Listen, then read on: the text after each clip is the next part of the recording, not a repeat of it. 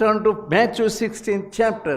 మనము మత్తయి సువార్త 16వ అధ్యాయం చూద్దాము. If anybody wants to come after me, ఎవరైనా నన్ను వెంబడించగోరిన ఎడల he must deny himself. వారు తమ్ము తాము ఉపేక్షించుకోవాలి. Take up the cross సిలువనెత్తుకోవాలి daily. ప్రతి దినము. What is the meaning of cross? ఆ యొక్క సిలువ అనగా అర్థం ఏంటి? Many people, they don't want sufferings.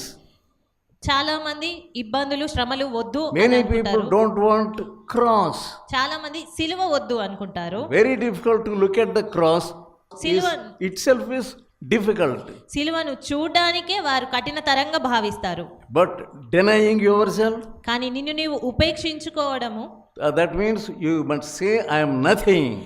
అంటే ఏంటంటే అసలు నేను ఏమీ లేదు, I am a big zero. నేను ఒక శూన్యాన్ని, పెద్ద సున్నా అని అనుకోవడము. And then taking up the cross. అప్పుడు ఆ యొక్క సిలువను You ఎత్తుకోవడం. have to bend yourself to take up the cross. సిలువను ఎత్తుకోవాలి అంటే నీవు వంగాలి.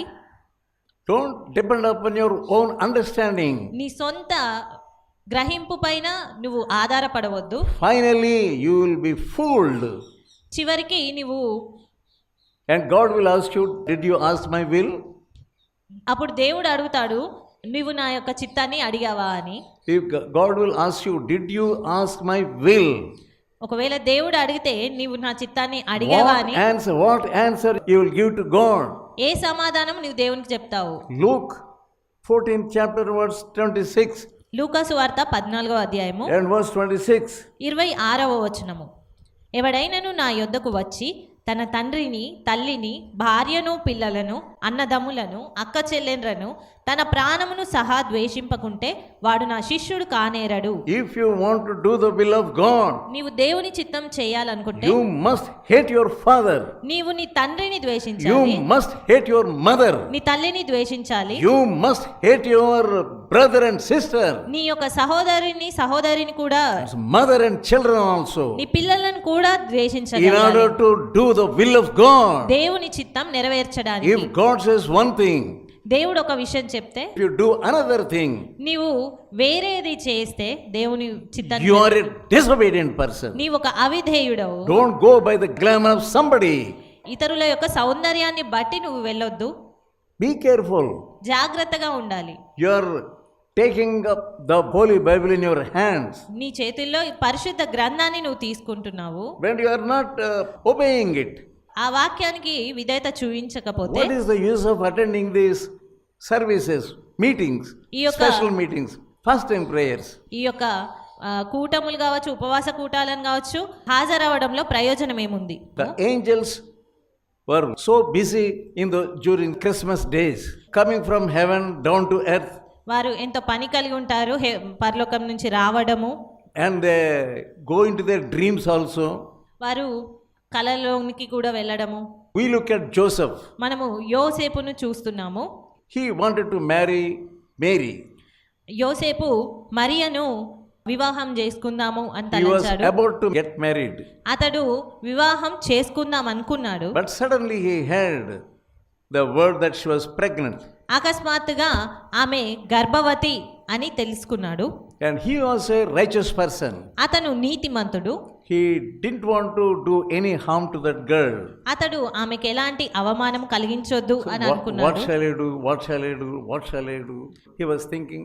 And the angel came into the dream. అలాంటప్పుడు మరి నేను ఏం చేయాలి అని తలస్తూ ఉన్నప్పుడు God was దేవదూత అతని స్వప్నంలోనికి వచ్చాడు. Let us turn to Matthew మనము మత్తయి సువార్త చూద్దాము. 1:20. 1వ అధ్యాయము 20వ వచనము. అతడు ఈ సంగతులను గూర్చి ఆలోచించుకొనుచుండగా ఇదిగో ప్రభువు దూత స్వప్నమందు అతనికి ప్రత్యక్షమై, దావీదు కుమారుడవైన యోసేపు, నీ భార్య అయిన మరియను చేర్చుకొనుటకు భయపడకుము. Fear not. భయపడకుము. Fear not. భయపడకుము. So what you think, God will attend to that problem. నీవేది ఆలోచిస్తున్నావో దేవుడు దాన్ని చూసుకుంటాడు. Your God is a good God. నీ దేవుడు మంచి దేవుడు. He does not want you to suffer. ఆయన నువ్వు ఇబ్బంది పడాలి అని అనుకో. Don't think God is a lion. దేవుడు ఒక సింహములాగా తలంచొద్దు. Don't think that God is like a devil. దెయ్యంలాగా ఆయన తలంచొద్దు. Don't think God will always put some hurdles దేవుడు ఎప్పుడు కొన్ని ఆటంకాలను ఇస్తాడు అన్నట్టుగా తలంచొద్దు. He is a loving God. ఆయన ప్రేమించే దేవుడు. Joseph loved God. యోసేపు దేవుని ప్రేమించే వ్యక్తి. He was a righteous person. అతను నీతిమంతుడు. God was thinking about Joseph. దేవుడు యోసేపు గురించి ఆలోచిస్తున్నాడు. God had a beautiful purpose about Joseph.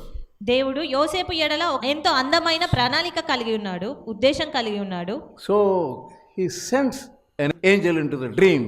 అప్పుడు ఆయన ఒక దేవదూతను ఆయన స్వప్నంలోనికి పంపించాడు. Joseph, fear not.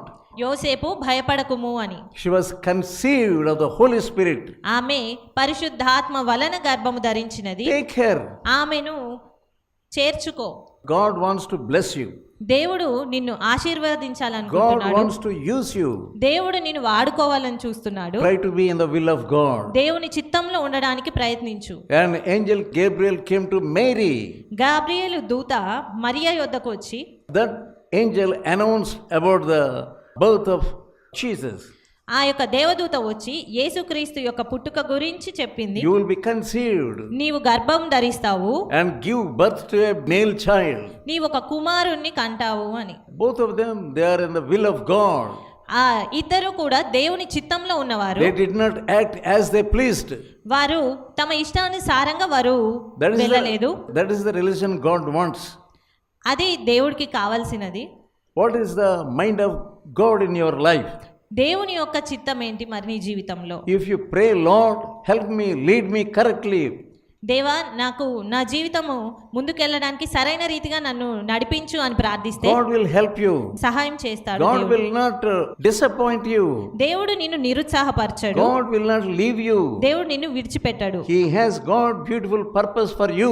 ఆయన ఎంతో అందమైన ప్రణాళిక నీ కొరకై ఉంచాడు. He will be with you. ఆయన నీతో ఉంటాడు. He will be your father. ఆయన నీ తండ్రి. We see